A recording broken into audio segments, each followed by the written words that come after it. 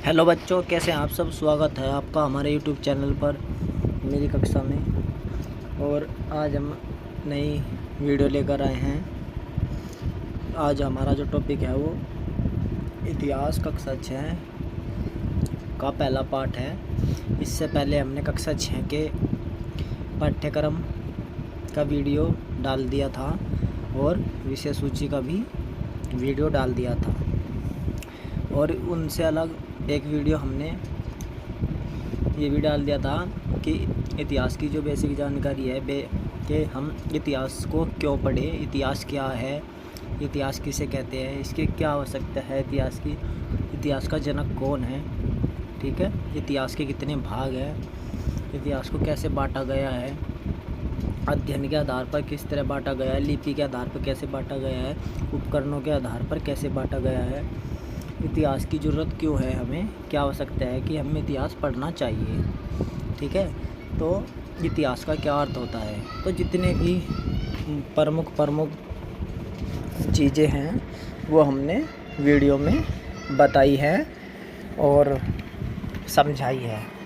तो आप वहाँ जाकर देख सकते हैं आप हमारे यूट्यूब चैनल पर।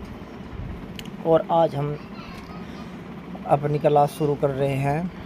आज हमारा कक्षा 6 विषय इतिहास का पार्ट 1 है। ठीक है, पार्ट 1 है।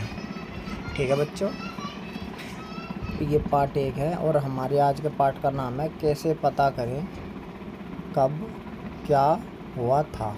ठीक है, मतलब कि कैसे पता करेंगे कि कब क्या हुआ था, कब पहले, अब से पहले क्या क्या हुआ और कब कब हुआ। ठीक है, तो हमें कैसे पता लगेगा, जब हम इतिहास को पढ़ेंगे। ठीक है, इतिहास का अध्ययन करेंगे। ठीक है, और जब इतिहास का हम अध्ययन करेंगे तब हमें पता चलेगा कि ये घटना इस तरीके से हुई, इसके कारण थे और ये परिणाम रहे। ठीक है, घटना के कारण और परिणाम का हमें पता लगेगा। ठीक है, किसका युद्ध किसके साथ हुआ, ठीक है, कब की संधि हुई, क्यों संधि हुई, ठीक है, जितने भी जो खोजें हुई, कैसे मानव का विकास हुआ, ठीक है, कैसे सभ्यताएं पनपी, ठीक है, इन सब का हमें कहाँ से पता चलेगा, इतिहास से। ठीक है, तो हमें जब हम इतिहास पढ़ेंगे तो हमें जानकारी मिलेगी। ठीक है, अब सवाल दूसरा ये उठता है कि इतिहास हम पढ़ेंगे लेकिन उसे इतिहास को जानने के स्रोत क्या होंगे। ठीक है, जैसे लिखा है ब्रैकेट में, इतिहास जानने के स्रोत मतलब साधन। ठीक है, जैसे हमें कहीं जाना है तो यातायात के साधन से ही तो जाएंगे। हमें एक जगह से दूसरे जगह जाने की प्रक्रिया को क्या कहते हैं, यातायात। ठीक है, तो हम यात्रा कैसे करेंगे, मानने की बात है हमें सहारनपुर से कहाँ जाना है, दिल्ली। ठीक है, तो सहारनपुर से दिल्ली जाने की प्रक्रिया को यातायात कहेंगे। ठीक है, लेकिन जाएंगे कैसे, यातायात तो हम जाएंगे बाइक से, कार से, बस से, ट्रेन से, ठीक है, या हवाई जहाज़। ठीक है, तो ये सब क्या हो गए, यातायात के साधन हो गए। ठीक है बच्चों, इसी तरह इतिहास हम पढ़ेंगे, लेकिन इतिहास पढ़ने के लिए हमें क्या चाहिए, इतिहास जानने के स्रोत, मतलब हम इतिहास पढ़े कहाँ से।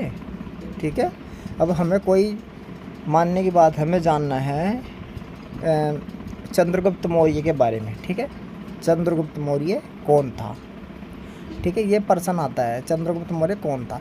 तो अब हमें चंद्रगुप्त मौर्य के लिए क्या पढ़ना है, इतिहास पढ़ना है। अब इतिहास में वो कौन सा स्रोत है जो चंद्रगुप्त मौर्य के बारे में बताता है। ठीक है, तो उसमें बताता है जो इतिहास के 2 प्रकार के स्रोत हैं। पहला स्रोत है पुरातात्विक स्रोत।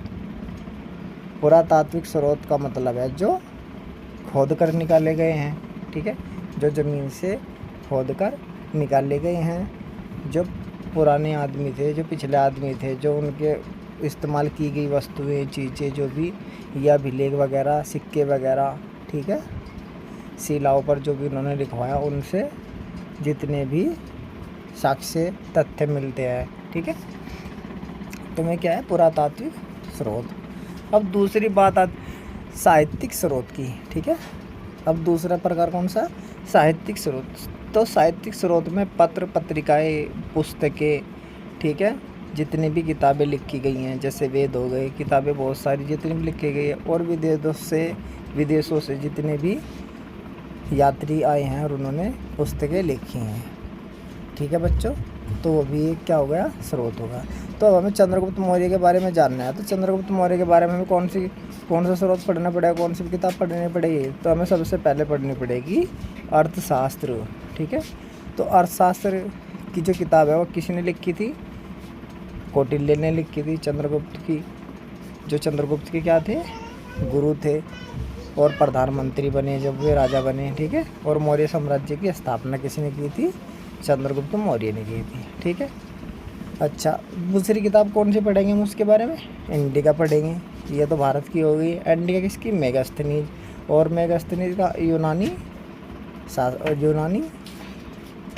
था। ठीक है, वो यूनानी यात्री था। ठीक है, तो विदेशी विवरण का भी हमें स्रोत मिल गया। तो इस तरीके से हम जो इतिहास के जो स्रोत हैं उनसे हम पता लगाएंगे कि उसके बारे में, किसी के भी बारे में कोई भी जानकारी प्राप्त करनी है। ठीक है, जैसे चंद्रगुप्त मौर्य के बारे में करनी थी। जैसे अशोक महान है, अशोक महान की जानकारी हमें कहाँ से मिलती है? उसके शिलालेखों से। ठीक है, उसके शिलालेखों से जानकारी मिलती है। ठीक है, पाषाण काल में जब आदि मानव था, आदि मानव के बारे में कैसे जानकारी मिलती है? पत्थरों का यूज करते थे। तो बच्चों, इस तरीके से हम जानकारी प्राप्त कर सकते हैं। और जब जानकारी प्राप्त करेंगे तो इतिहास पढ़ना पड़ेगा और उसके स्रोत पढ़ने पड़ेंगे, साधन। ठीक है, तो चलिए अब हम इस पहले पार्ट को देखते हैं, क्योंकि फिर इस तरीके से तो ज़्यादा लंबा हो जाएगा। ठीक है बच्चों, चलिए पहले देखते हैं परिवार की पुरानी बातें। ठीक है, परिवार की पुरानी बातें हम दादा दादी, नाना नानी की बातों से जानते हैं। ठीक है, तो जो परिवार की हमारे पुरानी बातें हैं हम किससे जानते हैं? जितने भी हमारे बड़े लोग हैं, जो बड़े बुजुर्ग व्यक्ति हैं, उनसे हम जानते हैं। जैसे मम्मी पापा हो गए, चाचा चाची, ताऊ ताई, नाना नानी, दादा दादी, मामा मामी। ठीक है, मौसा मौसी, इन सबसे हम जितने भी परिवार में या हमारे दोस्त या पड़ोस में जितने भी बड़े बुजुर्ग व्यक्ति हैं उनसे हम क्या करते हैं?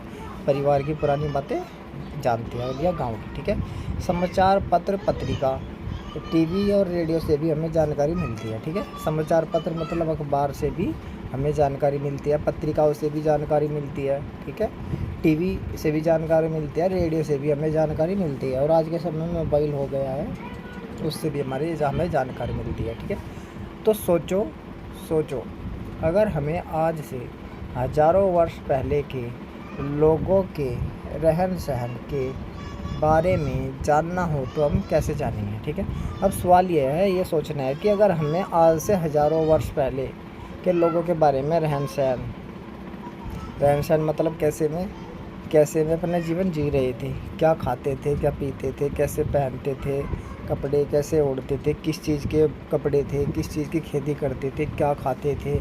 ठीक है, कैसे नहाते थे। ठीक है, कैसे व्यापार करते थे, कैसे खेलते थे, कैसे क्या मनोरंजन के इनके साधन थे।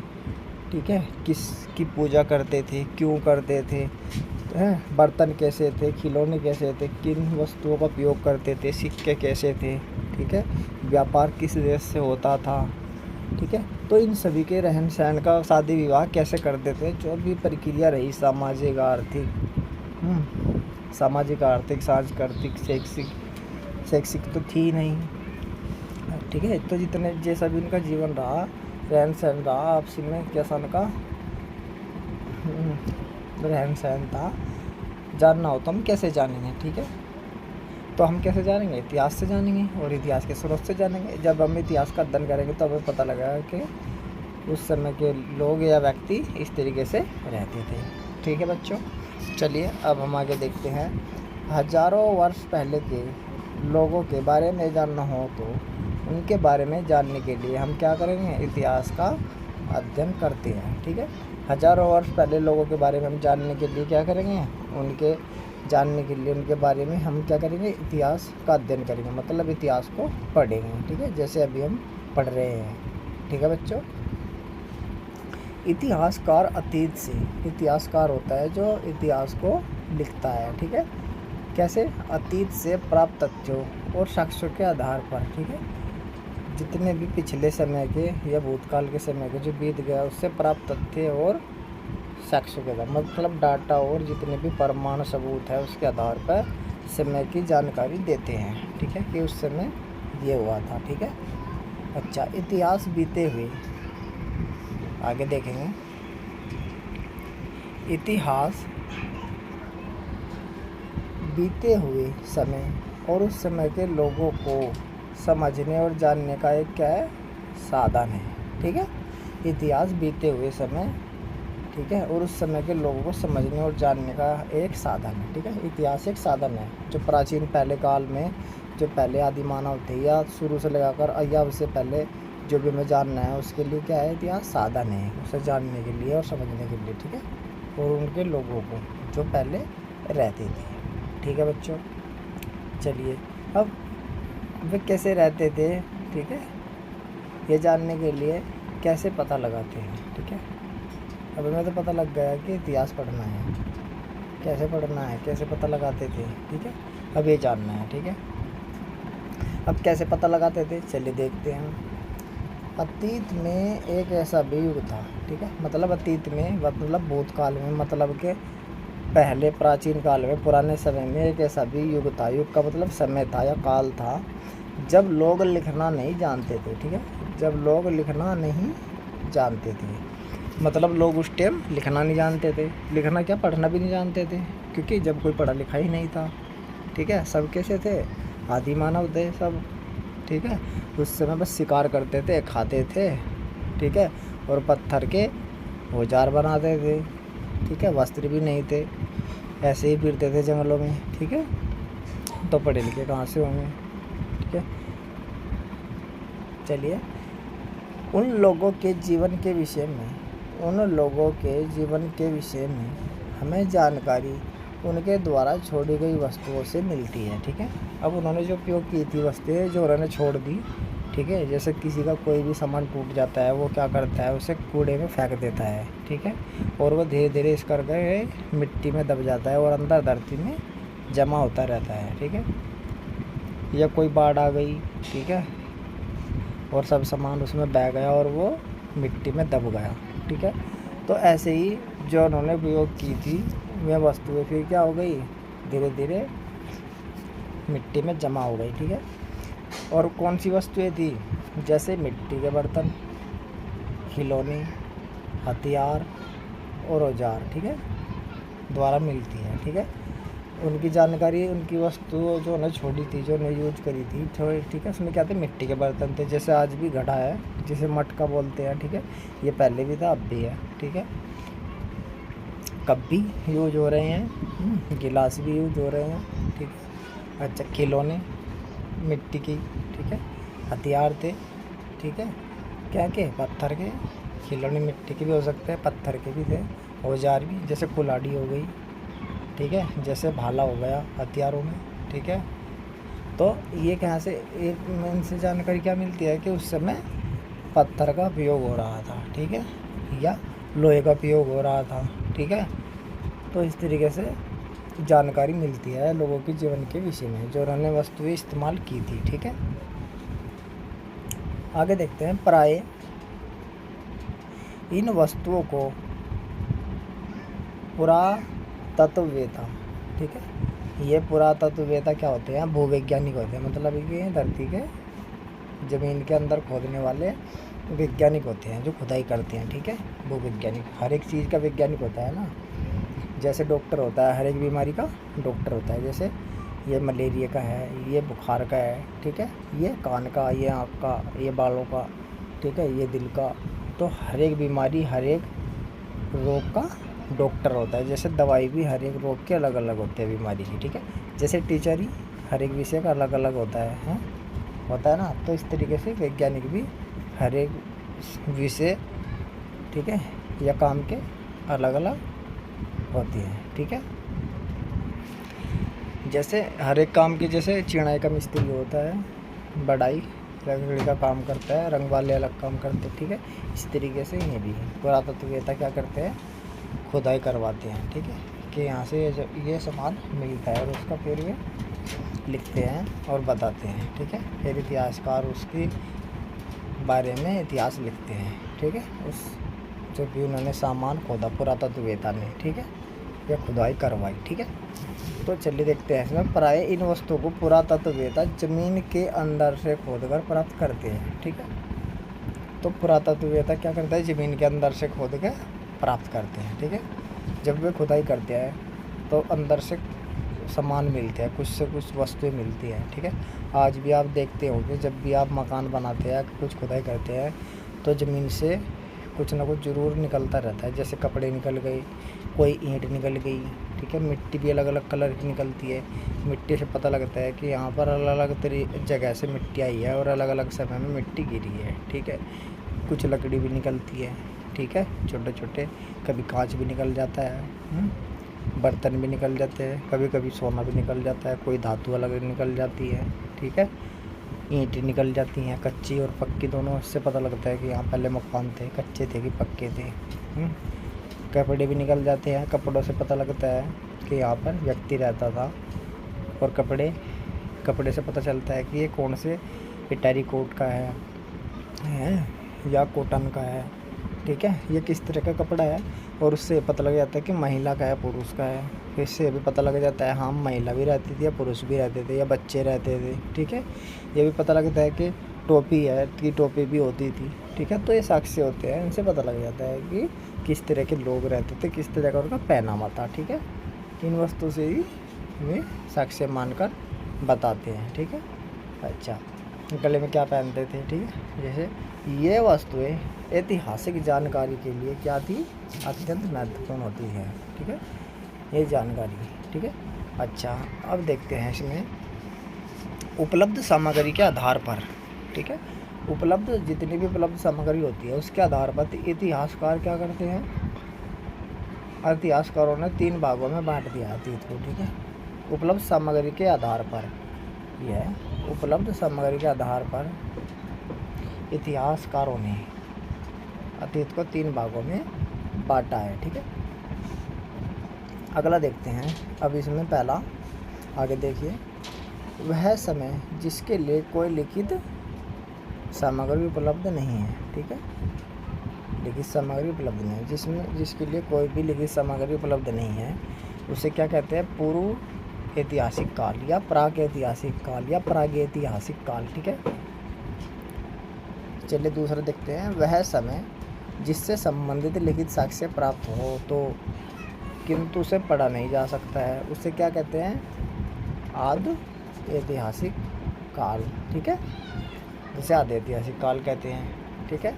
अच्छा, इसी प्रकार जिस काल मतलब समय में विषय में लिखित सामग्री जानकारी मिलती है और उसे पढ़ा भी जा सकता है, उसे क्या कहते हैं, उस काल को ऐतिहासिक काल, ठीक है। अब जो ये पूर्व ऐतिहासिक काल है जिसमें कोई भी साक्ष्य लिखित नहीं मिलता है, तो ये होता है, इसका उदाहरण है पाषाण काल, ठीक है। और ये जो दूसरा है आदि ऐतिहासिक काल, ये वाला, इसका है सिंधु घाटी सभ्यता और वैदिक काल। वैदिक काल कुछ इतिहासकार मानते हैं, कुछ नहीं मानते हैं, ठीक है, क्योंकि ये बोलते हैं कि इतिहास इतिहास में ये जो वेद है, ये वेद लिखे नहीं गए हैं, सुने जाते थे, बोले जाते थे, ठीक है, गाए जाते थे, ठीक है। अच्छा, इसी प्रकार जिस काल के विषय में लिखित सामग्री जानकारी मिलता है उसे पढ़ा भी जा सकता है, उस काल को ऐतिहासिक काल कहते हैं। तो ऐसा कौन सा है, आधुनिक काल, मतलब वैदिक काल से भी मान सकते हैं आप, या वैदिक काल से लगाकर और अब तक जो भी इतिहास है उसे क्या कहते हैं, ऐतिहासिक काल कहते हैं, ठीक है। ये 3 भागों में बांटा गया है, ठीक है।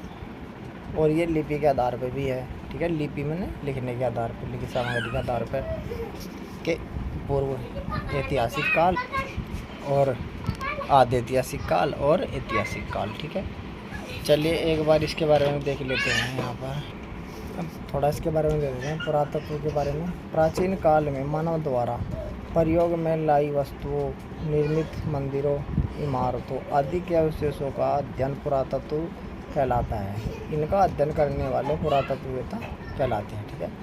अब इसका मतलब है कि प्राचीन काल में जितने भी मानव द्वारा प्रयोग की गई थी, वस्तुएं प्रयोग की गई थी, ठीक है, मंदिर थे निर्मित, ठीक है, और इमारतें, जितनी भी इमारतें थी अब जो उनके अवशेष हैं और उनका अध्ययन करने की प्रक्रिया को क्या कहते हैं, पुरातत्व कहलाते हैं। ठीक है, मानने की बात है जैसे ताजमहल ही है, और ताजमहल पहले बनाया था, ठीक है, 600 साल पहले बन गया लगभग, ये मान लो 600-700 साल पहले, लेकिन अभी भी है। ठीक है, तो उसे उसके अध्ययन को क्या कहेंगे, पुरातत्व। ठीक है, और जो इनका अध्ययन करेगा उसे पुरातत्व ये था। ठीक है, जैसे लाल किला, ठीक है, शाहजहाँ ने बनवाया था ये भी, जैसे अशोक के शिलालेख।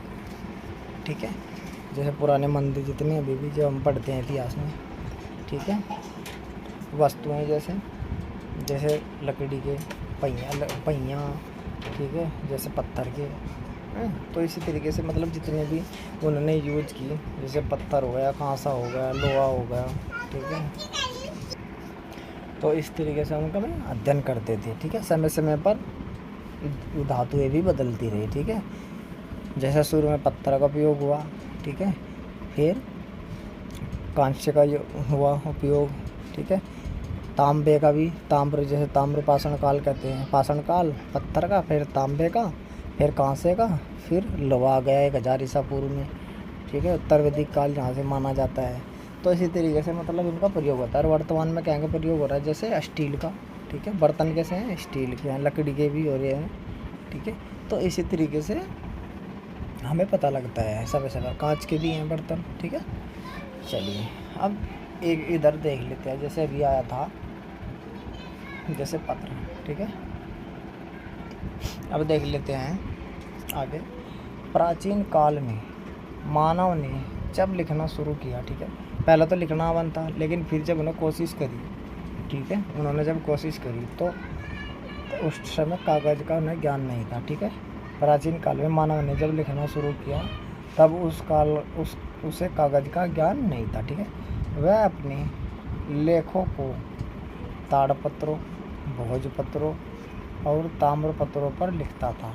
ठीक है, कभी कभी लेख बड़ी शिलाओं, स्तंभों, पत्थरों की दीवारों, मिट्टी या पत्थर के छोटे छोटे फलकों टुकड़ों पर भी लिखे जाते थे। ठीक है, देखिए पहले तो मानव को लिखने का पता ही नहीं था, लेकिन जब उन्होंने पता लगाया, मतलब कि कोशिश की होगी किसी ने भी, ठीक है, लिखने में, तो जब कागज़ नहीं था तो उन्हें क्या करा, पत्ते पे किसी ने लिखा होगा या वैसे भी हाथ चला दिया होगा, तो ठीक है, तो लिखना शुरू किया होगा। ठीक है, और लिखना जब शुरू किया मानव ने शुरू में, तो उस टाइम कागज़ तो था नहीं, क्या पे लिखते थे, ताड़पत्र। ताड़पत्र क्या थे, ये इधर देगा साइड में, ताड़पत्र, ताड़ के पेड़ के चौड़े पत्ते। ठीक है, एक ताड़ का पेड़ है, उसके चौड़े क्या थे, पत्ते थे। ठीक है, चलिए दूसरा क्या है, भोजपत्र। भोजपत्र भोजचिल नामक पेड़ की छाल। ठीक है, चलिए इस पर लिखते थे। तीसरा ताम्रपत्र, तांबे के पतले एवं चपटे टुकड़े पे। ठीक है, चलिए अगला है अस्तबलेख। अस्तबलेख कहते हैं पत्थर के खंभों पर लिखे लेख। ठीक है, जैसे अभी भी पत्थर के खंभे हैं ना, पत्थर के तो है नहीं, बजरी सीमेंट वगैरह के हैं, उसमें तार वगैरह भी लगे हो जिन पर लाइन के केबल होते हैं। ठीक है, तो अभी भी उन पर लिख देते हैं ना लोग कि ये, जैसे किसी का मोबाइल नंबर मिस्त्री का, ठीक है, किसी मशीन का नंबर, ठीक है, या प्रचार किसी स्कूल का प्रचार के लिए लिख दिया, किसी का मोबाइल नंबर वैसे लिख दिया, तो अभी भी खंभों पे लिख देते हैं। ठीक है, गांव में जो खंभे लगे हैं उन पर लिख देते हैं कि ये मिस्त्री है, इसका मोबाइल नंबर क्या है। जैसे लैट्रिन, जैसे टॉयलेट की सफाई की मशीन को मतलब करवाना हो, संपर्क करिए।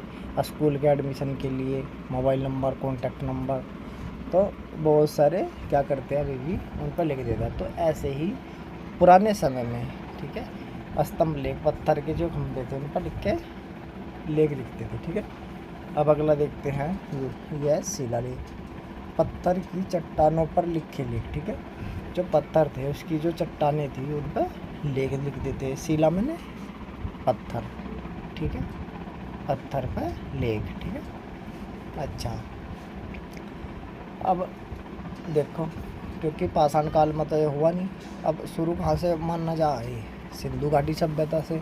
ठीक है, तो जब वे लिखते थे तो ऐसा भी नहीं है कि मैं कुछ लिख रहे, तो उसमें क्या लिखते थे शुरू में, चित्र की तरह। ठीक है, कैसे लिखते, चित्र की तरह संकेत बनाते थे कोई। ठीक है, तो उस समय लिपि का भी निर्माण हो गया। उसे क्या बोलते हैं? चित्रात्मक लिपि। ठीक है, चलिए अब आगे देखते हैं इसी के बारे में। ठीक है बच्चों, चलिए। आरंभ में मानव ने अपनी भावनाओं को चित्रों के माध्यम से इन चीज़ों पर उकेरा और धीरे धीरे ये चित्र संकेत और प्रतीकों में बदलते चले गए और लिपि का आविष्कार हुआ। ठीक है, अच्छा, आरंभ में मतलब शुरुआत में मानव ने क्या किया? अपनी भावनाओं को चित्रों के माध्यम से इन चीज़ों पर उकेरा। इन चीज़ों पर कौन सी चीज़ों पर? ये जो चीज़ें हैं यहाँ पे, ये जो बताई गई है। ठीक है, ये अंतक है, इसे पढ़ेंगे।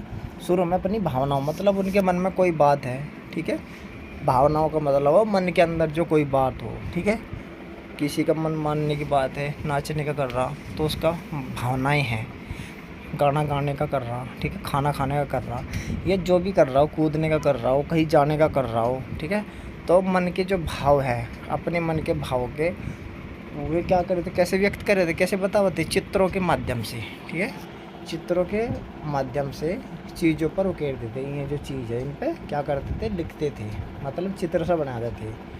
और धीरे धीरे चित्र क्या होगी? संकेत और प्रतीकों में बदलते चले गए। ठीक है, और धीरे धीरे चित्र क्या हो गए? संकेत हो गए। जैसे किसी ने भूख लग रही है, उसने बना दिया ऐसे, अगमन ये बना दिया भाई, ये ऐसे लिख देते हैं।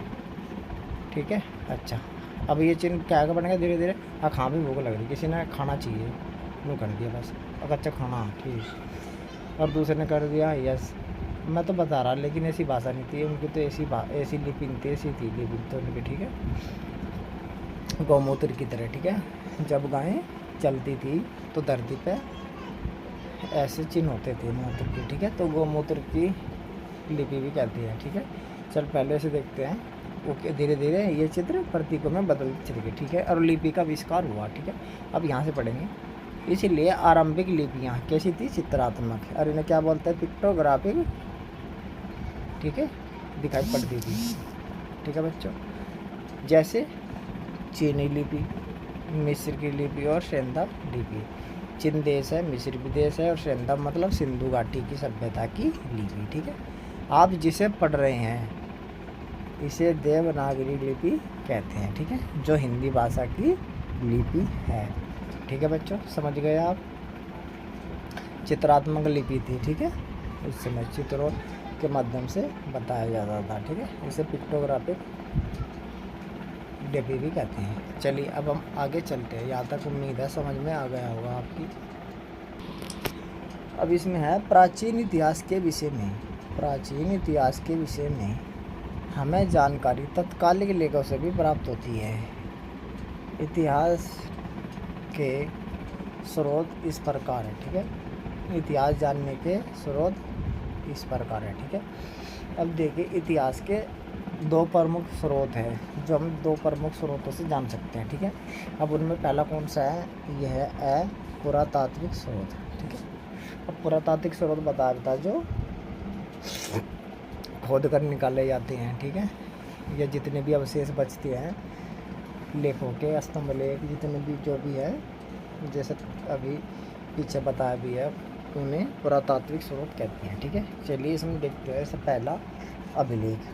ठीक है, अभिलेख यह अशोक के कौन से? यह अशोक के रुमनदेई अभिलेख का अंश है। ठीक है, यह अशोक के रुमनदेई का अंश है जो लुम्बिनी नेपाल से प्राप्त हुआ है। ठीक है, लुम्बिनी कहाँ है? नेपाल में है। ठीक है, इस अभिलेख में अशोक ने यह घोषणा की है कि लुम्बिनी में उपज का 8वां भाग कर के रूप में लिया जाएगा। ठीक है, अशोक के अभिलेख पत्थर पर उत्कीर्ण होने के कारण महत्वपूर्ण ऐतिहासिक स्रोत है। ठीक है, अब यह अशोक के रुमनदेई अभिलेख का अंश है। अब कौन से अब दिखाता हूँ मैं कौन से किसकी बात चल रही है, कौन सा अभिलेख की? ये वाला, ये इसकी बात चल रही है कि ये रुमनदेई अभिलेख का अंश है, ये वाला।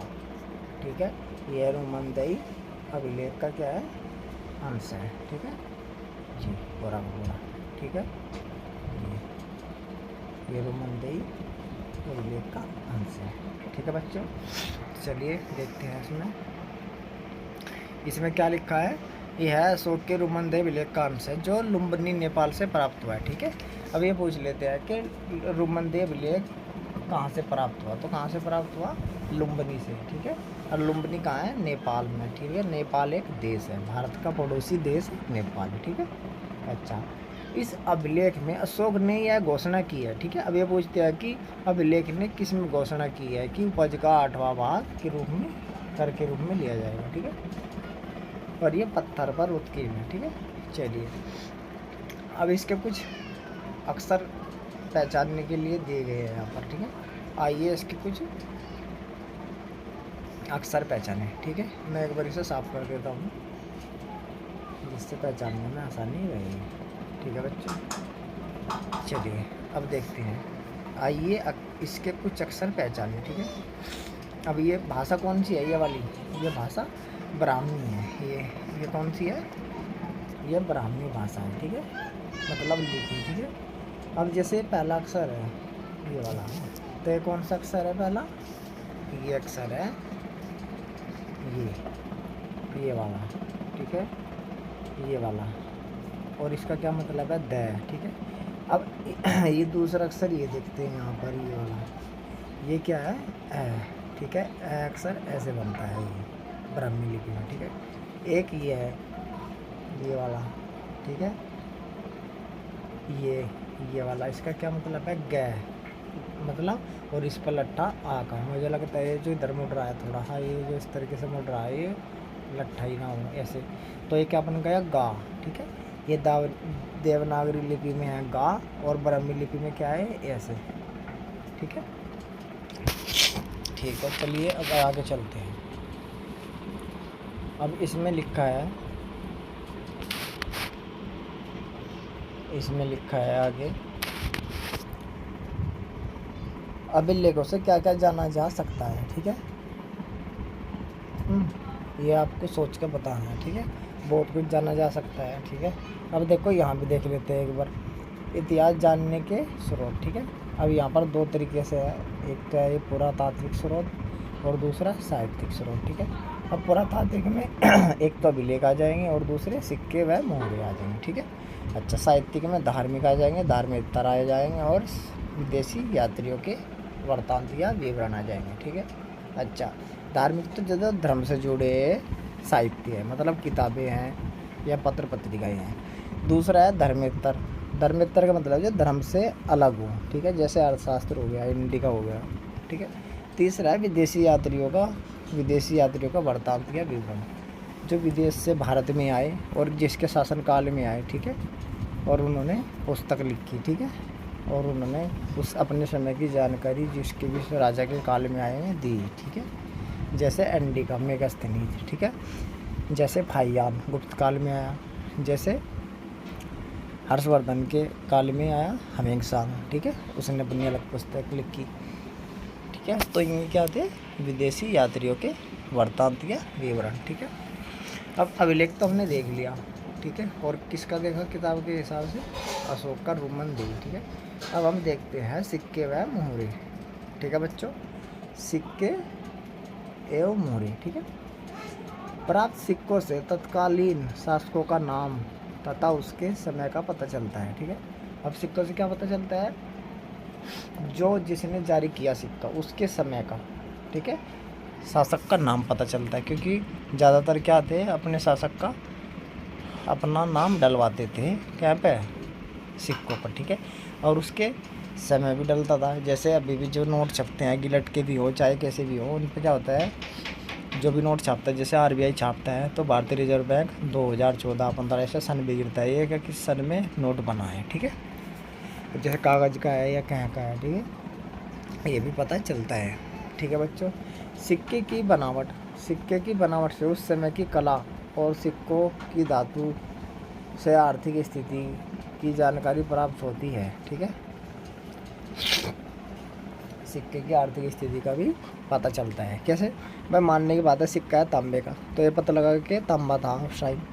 यदि सिक्का है सोने का, तो ये पता लगा कि सोना काफ़ी था, क्योंकि भाई सिक्के बनवा दिए, सोना जब इतना हो रहा था, ठीक है भाई। यदि तांबा भी नहीं है, धातु है ही नहीं, कम है धातु देश में या उस शासक के पास, तो वो क्या करेगा, कागज़ पे छपवा देगा, यदि कागज़ होगा, ठीक है, तो कागज़ पे बनवा देगा।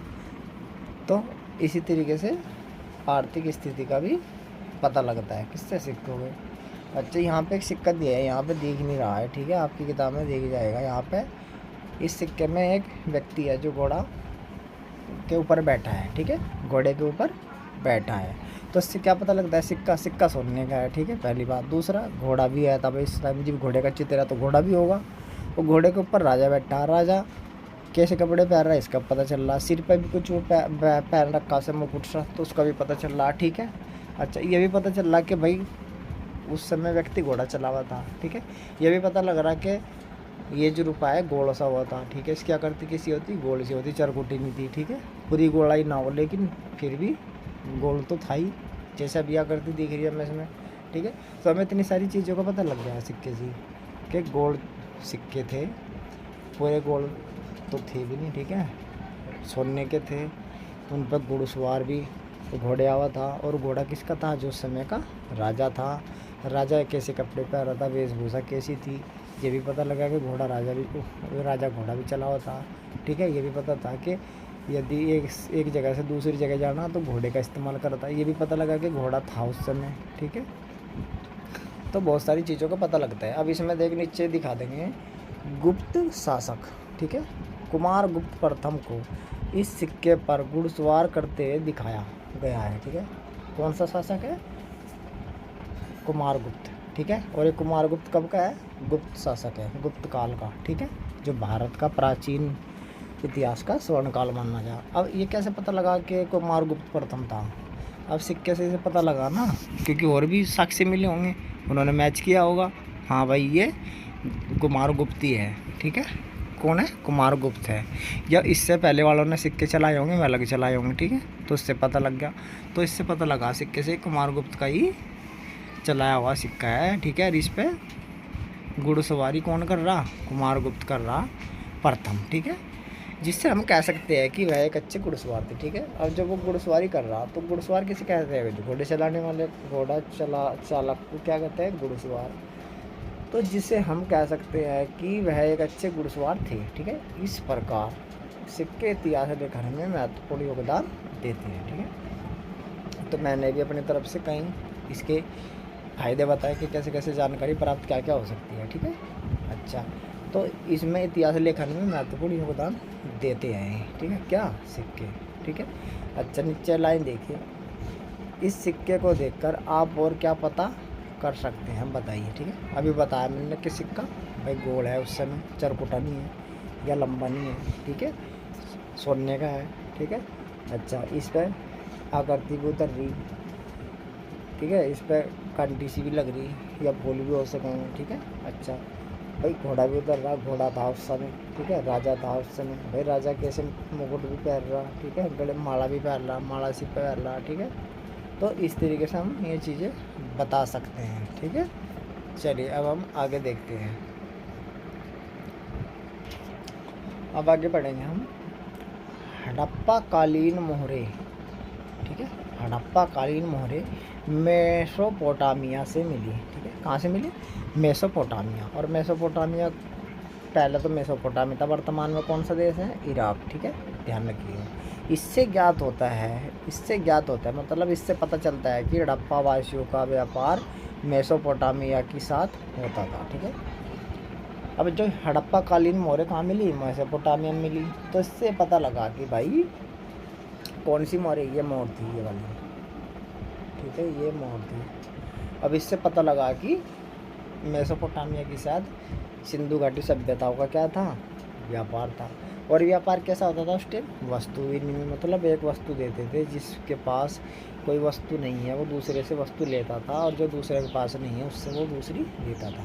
मतलब किसी पे चावल है, ठीक है, वो चावल दूसरे को देता था, और किसी पे गेहूँ नहीं है वो दूसरे से गेहूँ लेता था। जैसे गांव में सब्जी ले लेते हैं ना, या चून ले लेते हैं, जैसे आटा, मतलब किसी को चावल की रोटी खानी है, मक्की की रोटी खानी है, तो वो क्या करता है? जिसके पास है चावल का आटा, तो उसके पास जाता है कि मुझे एक जग या इतना या जो भी है बर्तन ये दे दो चावल का, तो उसके बदले वो गेहूँ का दे देता है, ठीक है।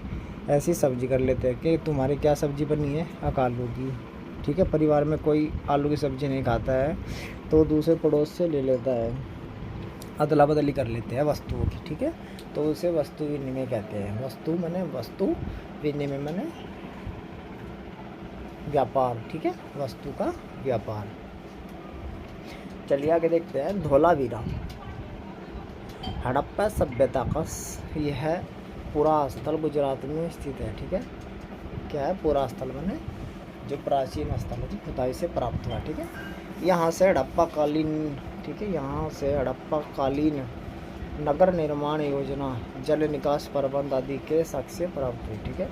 और ये जो धोलावीरा है यहाँ से जल निकास के लिए बहुत ही ज़्यादा फेमस है, प्रसिद्ध है, ठीक है। ये प्रश्न में भी आता है, IAS पीसीएस में भी आया है, ठीक है, धोलावीरा, ठीक है। ये हड़प्पा कालीन है। अब ये पूछते हैं कि ये कहाँ है, गुजरात में, ठीक है। कैसे साक्ष्य मिले यहाँ पर, नगर निर्माण योजना के, ठीक है, जल निकास प्रबंध के, ठीक है, इस तरीके से पूछते हैं।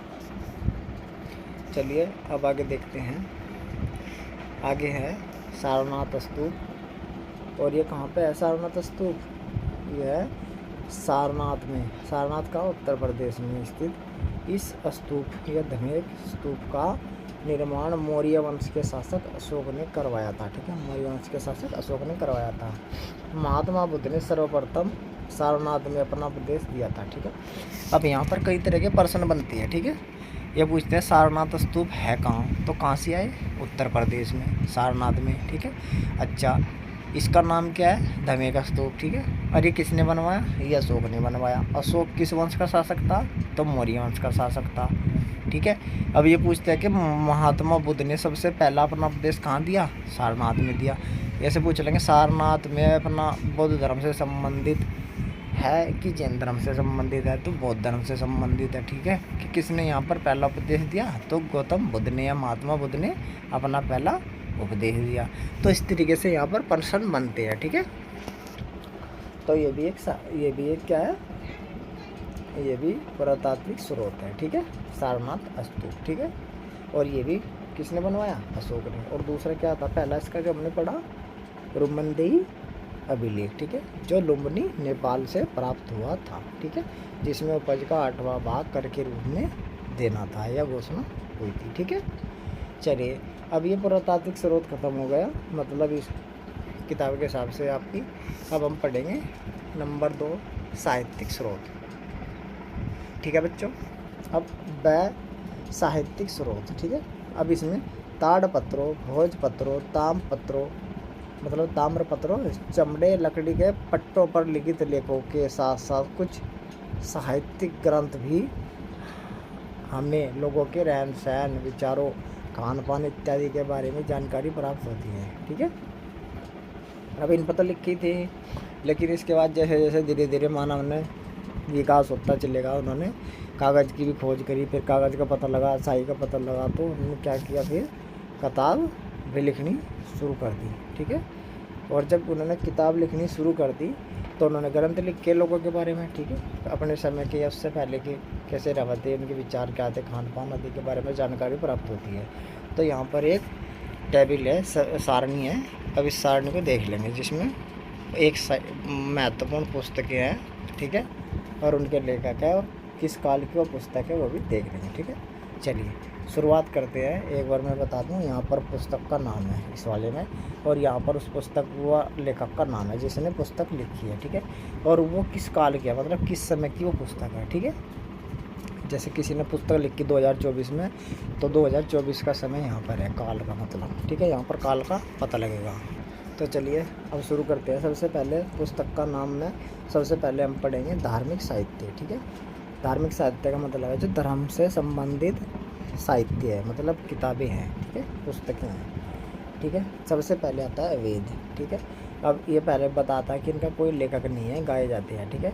और इनका जो समय है, काल है, वो वैदिक कालीन का विवरण, मतलब ये जो स्रोत है ये वैदिक काल का विवरण देते हैं, मतलब वैदिक काल के बारे में बताते हैं, ठीक है। दूसरा है रामायण और महाभारत, ठीक है। तो रामायण का जो लेखक है वाल्मीकि है, और महाभारत का लेखक वेद व्यास है, ठीक है। अच्छा, इसमें क्या पता चलता है, रामायण और महाभारत में पता चलता है महाकाव्य कालीन समाज के विषय में। ये दोनों क्या है, महाकाव्य है। रामायण राम के बारे में बताओगी, और महाभारत कृष्ण अर्जुन, ठीक है, इनके बारे में हमें जानकारी मिलती है, ठीक है। अगला है तीसरा, जैन व बौद्ध साहित्य, ठीक है। जातक कथाएँ, जैन धर्म और बौद्ध धर्म का साहित्य है। जातक कथाएँ बौद्ध धर्म से संबंधित है। ये बताता है 6ठी शताब्दी ईसा पूर्व की राजनीति, सामाजिक और धार्मिक स्थिति, ठीक है। 6ठी शताब्दी ईसा पूर्व मतलब 6ठी शताब्दी ईसा पूर्व कैसे लोग रहते थे, कैसा उनका जनजीवन था, ठीक है, कैसी राजनीति थी, सामाजिक, आर्थिक और धार्मिक स्थिति कैसी थी, ठीक है, इसके बारे में पता चलता है इस समय क्या है, ठीक है। चलिए आगे देखते हैं। इसके बाद है धर्मेतर साहित्य, मतलब धर्म से अलग साहित्य। अब इसमें पहला है, मतलब नंबर 4 है वैसे तो, लेकिन इसमें पहला है अर्थशास्त्र। अर्थशास्त्र कौटिल्य ने लिखा है, इसका नाम चाणक्य भी और विष्णुगुप्त भी, ठीक है। इसमें मौर्यकालीन समाज की क्या है, राजनीति की, सामाजिक की, आर्थिक की और धार्मिक की स्थिति के बारे में बताया गया है, ठीक है। मैंने पहले भी एग्जाम्पल के तौर पर बताया था कि मौर्यकालीन समाज के बारे में लिखा हुआ है, ठीक है, इसके बारे में जानकारी मिलती है। और स्पेशल किसके बारे में, चंद्रगुप्त मौर्य के बारे में भी जानकारी मिलती है, ठीक है। चलिए अगला है राजतरंगिणी, ठीक है। तो राजतरंगिणी किसकी है, कलन की है, ठीक है। इसमें कश्मीर के 11वीं-12वीं शताब्दी इस इतिहास का वर्णन मिलता है, ठीक है। अब ये पूछ लेते हैं कि कश्मीर के इतिहास का वर्णन किसकी पुस्तक में मिलता है, तो राजतरंगिणी में। और किसकी राजतरंगिणी, कलन की। और किस समय की बात कर रहे हैं, 11वीं शताब्दी ईसा पूर्व, ठीक है। चलिए अब हम आगे चलते हैं, और आगे जो है वह विदेशी यात्रियों के वृत्तांत, ठीक है। इसमें पहले नंबर पर अंडिका है। अंडिका मेगास्थनीज की पुस्तक है, ये यूनानी राजदूत था, ठीक है, यूनानी राजदूत था ये, जो वो सिकंदर मान था उस समय की बात है ये, उसी के साथ आया था, ठीक है। चलिए चंद्रगुप्त मौर्य कालीन समाज की झलक, मतलब चंद्रगुप्त मौर्य के समय का जो समाज था उसके बारे में जानकारी मिलती है इंडिका पुस्तक में, ये इसका स्रोत है। और इसके लेखक मेगास्थनीज है, जो यूनानी राजदूत थी, ठीक है। चलिए अगला देखते हैं, यात्रा विवरण, फॉर क्यों की, ठीक है, फॉर क्यों की, और ये फायान की पुस्तक है। और ये चीनी यात्री था, ये गुप्त काल के समय में आया था, ठीक है। गुप्त काल से संबंधित जानकारी फॉर क्यों की में मिलती है, ठीक है, फायान इसके लेखक थे। अगला है यात्रा विवरणी है, अगला भी सीयू की, ठीक है, स्वेन तासांग, या दूसरा नाम इसका है हवेन सांग। और हर्षवर्धन के शासनकाल का विवरण मिलता है, ये भी चीनी यात्री था, ठीक है। ये 600 ईसा पूर्व की बात है, तो ठीक है, ये कब की, 600 ईस्वी, ठीक है। तो इस तरीके से ये साहित्यिक स्रोत भी हो गया, ठीक है, हर्षवर्धन के समय आया था, ठीक है। चलिए अब आगे चलते हैं। अब इसमें आगे इस प्रकार पुरातात्विक और साहित्यिक दोनों स्रोतों से हमें इतिहास की जानकारी प्राप्त होती है, ठीक है। अब हमने दोनों देख लिया, साहित्यिक भी और पुरातात्विक भी, ठीक है। विदेशी यात्रियों के विवरण से भी हमें तत्कालिक इतिहास की जानकारी मिलती है, ठीक है। और ये विदेशी जो यात्रियों के विवरण हैं ये भी साहित्यिक में आते हैं, और इनसे भी हमें इतिहास की जानकारी मिलती है, ठीक है। प्राप्त स्रोतों की सहायता से ही इतिहासकार और पुरातत्वविद अतीत का पुनर्निर्माण करते हैं, ठीक है। मतलब जितने भी प्राप्त स्रोत मिलते हैं उनकी सहायता से इतिहासकार और पुरातत्वविद क्या करते हैं, अतीत के पुनर्निर्माण, मतलब इतिहास का निर्माण करते हैं, ठीक है। भाई बिना इनके तो मिल ही नहीं सकता, बिना इनके तो क्या बता देंगे, बिना साक्ष्यों के, ठीक है, कुछ भी नहीं बता सकते। चलिए आगे देखते हैं। अब इतिहासकार इन्हीं स्रोतों से अतीत की कृषि, पशुपालन, कामगार, शिल्प, काम धंधे, व्यापार, नापतोल, लेन देन, कर आदि के आधार पर आर्थिक स्थिति का वर्णन करते हैं, ठीक है। अब जो इतिहासकार इतिहास लिखते हैं वे क्या करते हैं, बहुत सारे स्रोत हो, जैसे कृषि, पशुपालन, कामगार, शिल्पकार, धंधे, व्यापार, नापतोल, लेन देन, ठीक है। मतलब कि कैसी कृषि थी, मतलब क्या फसल लगा हुए थे, कब काटते थे, कब बोए थे, किस किस चीज़ की फसल होती, ठीक है, इसके बारे में। पशुपालन कर रहे थे, पशुपालन में क्या कौन कौन से पशु थे, ठीक है। अच्छा क्या क्या काम थे उनके, काम धंधे क्या करते, किस चीज़ का व्यापार कर रहे थे, माप तोल के इनके बाट थे या क्या थे, कैसे माप तोल कर रहे थे, कर क्या क्या करते, तो आदि के आधार पर क्या बताते हुए आर्थिक स्थिति का वर्णन करते हैं, क्या कौन, इतिहासकार। ठीक है। अच्छा, घर परिवार, स्त्रियों की स्थिति, शिक्षा, रहन सहन, खान पान, वेशभूषा, मनोरंजन, त्योहार, मेले आदि के आधार पर सामाजिक, मतलब कि इसमें परिवार कैसे थे, घर कैसे थे, ठीक है। स्त्रियों की स्थिति कैसी थी, अच्छी थी, बुरी थी, कैसे कौन सी प्रथाएं चल रही थी, ठीक है, पर्दा पड़ता थी या नहीं थी, कैसे भाग लेती थी महिलाएं राज इसमें, ठीक है। सामाजिक हिस्सा क्या था, दायरा कैसा था, शिक्षा कैसी थी, मिल रही थी या नहीं मिल रही थी, रहन सहन कैसा था, क्या खाते थे, क्या पीते थे, क्या पहनते थे, कैसे वस्त्र का इस्तेमाल करते, मनोरंजन के साधन क्या थे, त्यौहार कौन कौन से थे, कौन से मेले थे, इनके आधार पर सामाजिक स्थिति का वर्णन करते थे। तथा राजा, प्रजा, प्रशासन, सुरक्षा, सैन्य व्यवस्था के आधार पर राजनीति स्थिति की जानकारी प्रदान करते थे। ठीक है, मतलब राजा कैसा था, प्रजा कैसी थी, कितनी बड़ी थी, छोटी थी या बड़ी थी, कौन कौन से हथियार थे, प्रशासन कैसा था, कठिन था या सरल था या बेकार था, अच्छा था, ठीक है, कौन कौन से अधिकारी थे, सुरक्षा कैसी थी, ठीक है, सैन्य व्यवस्था, सेना बड़ी थी, छोटी थी, कौन से हथियार थे, किस तरह की सेना थी, पैदल थी, हाथी थे, घोड़े थे, ठीक है, साधन कौन कौन से थे। तो इन सब की जो जानकारी मिला है उसे क्या कहें, उसका क्या आधार है, राजनीतिक स्थिति, ठीक है, उसकी जानकारी मिला है इस तरह से। ठीक है, अब अगले वाला क्या है, इसी प्रकार कला, आचार विचार, ज्ञान विज्ञान, मान्यता, धार्मिक विश्वास, देवी देवता, पूजा पाठ, परंपराओं के आधार पर धार्मिक और सांस्कृतिक स्थिति का वर्णन करते थे। ठीक है, अब इसी में कला कैसी थी इनकी, आचार विचार, ठीक है, ज्ञान विज्ञान, मान्यता, क्या मान्यता उनकी, धार्मिक विश्वास, किसकी पूजा कर रहे थे, पूजा पाठ किसे मान रहे थे, अपना देवी देवता कौन थे, किसकी पूजा कर रहे थे, कैसी कैसी उनकी परंपरा थी, ठीक है, कल्चर कैसा था उनका, कैसे मानते आ रहे थे। तो ये धार्मिक और सांस्कृतिक स्थिति का वर्णन करते थे इनके आधार पर। ठीक है, चलिए अब आगे देखते हैं। आगे है इतिहास हमें मानव की संस्कृति, उनके धर्म और उनकी सामाजिक व्यवस्था को जानने समझने में सहायता करता है। ठीक है, इतिहास हमें मानव जीवन की संस्कृति, धर्म और सामाजिक व्यवस्था को जानने और समझने में क्या करे, हेल्प करे, सहायता करे, क्या, इतिहास, क्योंकि बिना इसके पता ही नहीं लगा सकते हम कि क्या धर्म है, कैसी उनकी व्यवस्था थी। ठीक है, समझ ही नहीं सकते बिना इतिहास के।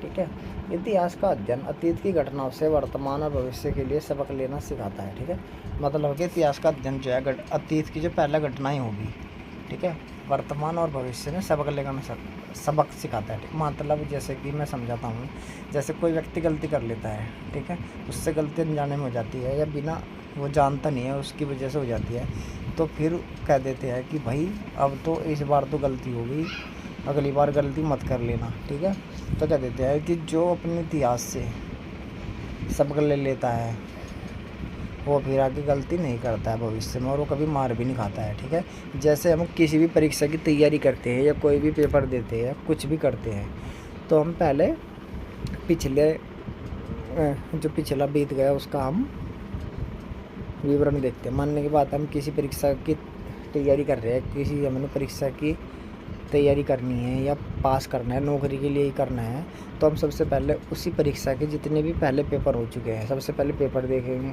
ठीक है, उसी आधार पर फिर हम तैयारी करते हैं। ठीक है, यदि कोई इवेंट करना हो या कोई भी प्रोग्राम करना हो, उसमें पहले खर्च देखते हैं, पहले कोई इवेंट किया हो या पहले कोई प्रोग्राम किया हो तो उसमें पहले हम खर्च देख लेते हैं, पहला इतना खर्च हुआ था, इसी आधार पे अब महंगाई के हिसाब से अब इतना खर्च हो जाएगा। ठीक है, तो उससे क्या हो जाता है, एडजस्टमेंट अच्छा होता है, व्यवस्था अच्छी बन पाती है, यही इतिहास है। ठीक है,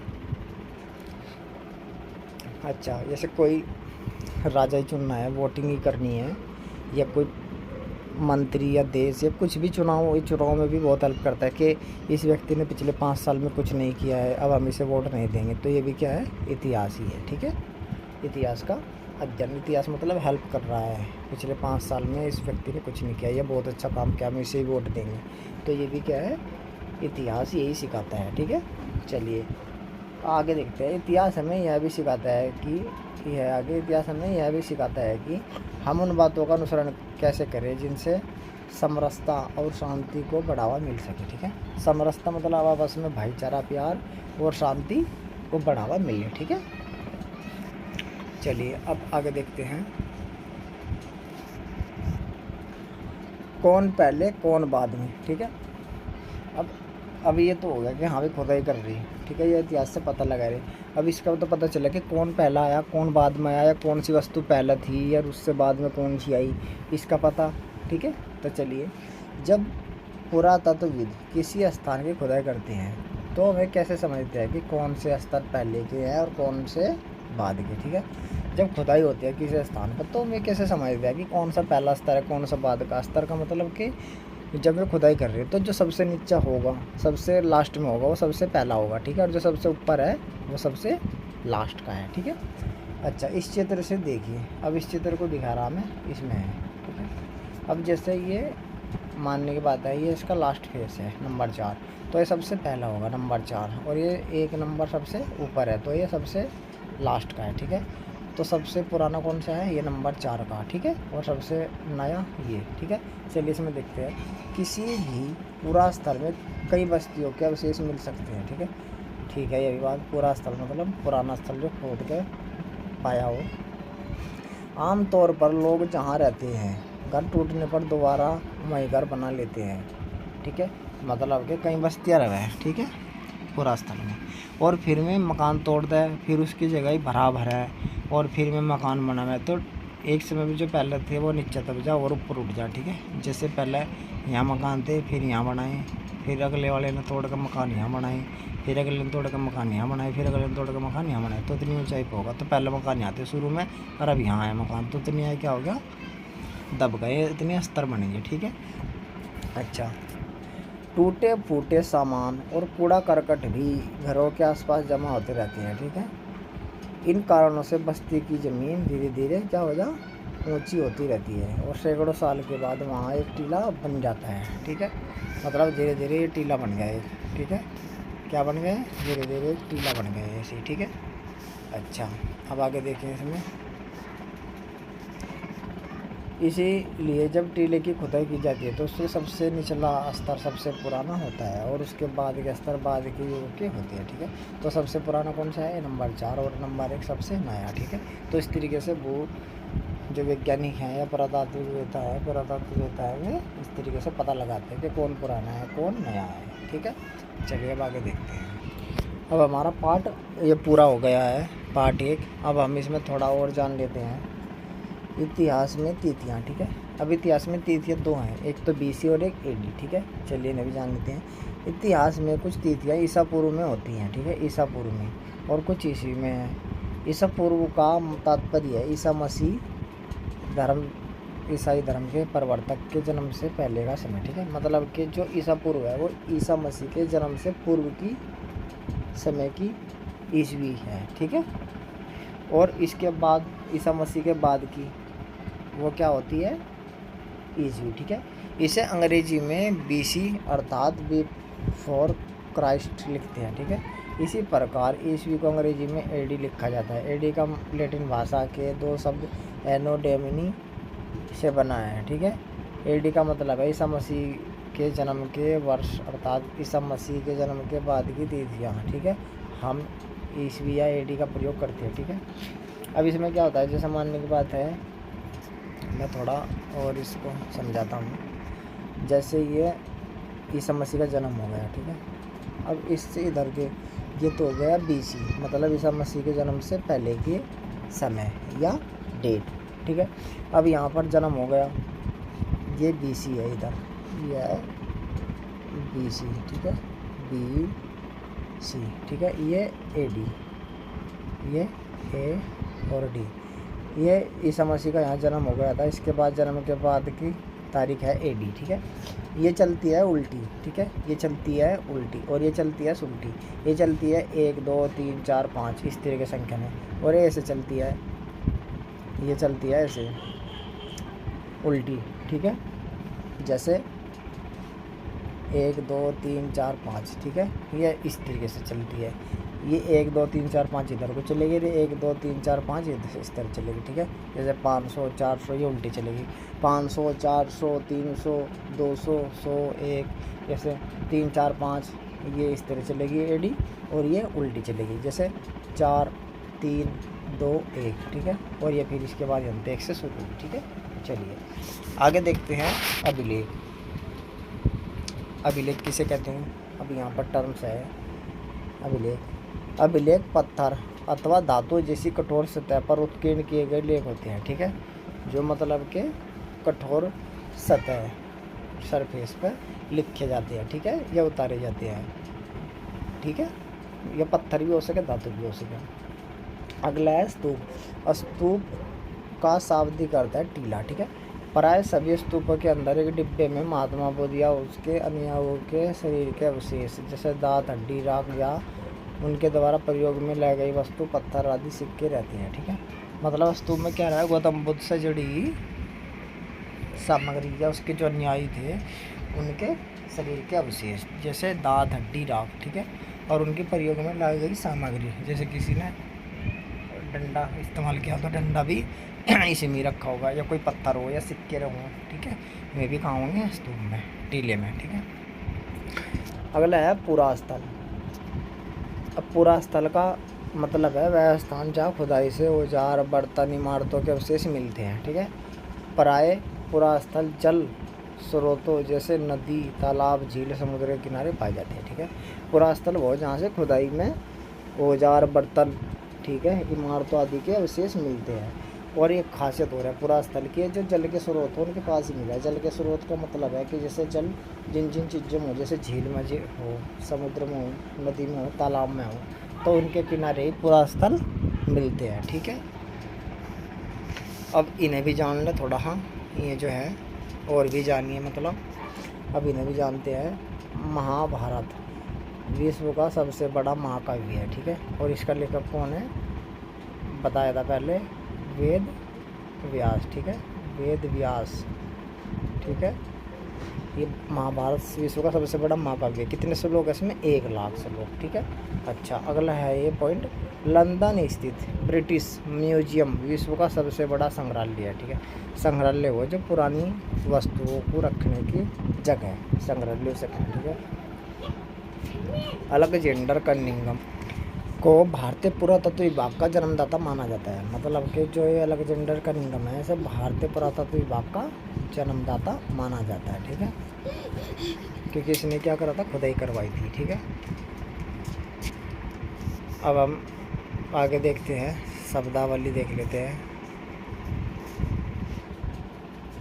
चलिए, संग्रहालय ऐसी ऐतिहासिक वस्तुओं को सुरक्षित रखने का स्थान है। संग्रहालय मतलब इसमें ऐतिहासिक वस्तुएं हों उन्हें सुरक्षित रखने का स्थान को क्या कहेंगे? संग्रहालय कहेंगे। ठीक है, धर्मेतर साहित्य। धर्मेतर साहित्य और धर्म साहित्य से भिन्न साहित्य ग्रंथ, मतलब कि अलग। ठीक है, जो धर्म से संबंधित नहीं होता। ठीक है, उसे धर्मेतर साहित्य कहते हैं। तो बच्चों, आज ये हमारा पाठ पूरा हो चुका है और हम अगली क्लास में जो कठिन शब्द आए हैं इसमें वो हम पढ़ेंगे शब्दार्थ में। ठीक है, और आज क्लास थोड़ा लंबी हो गई क्योंकि पाठ भी ये बड़ा था, और उम्मीद है मुझे आपको ये पाठ समझ में आ गया होगा। ठीक है, आप सभी कमेंट करके बताएं कि आपको कैसा लगा, और अगली क्लास में हम शब्दार्थ इस पाठ से संबंधित बताएंगे। तो तब तक के लिए धन्यवाद।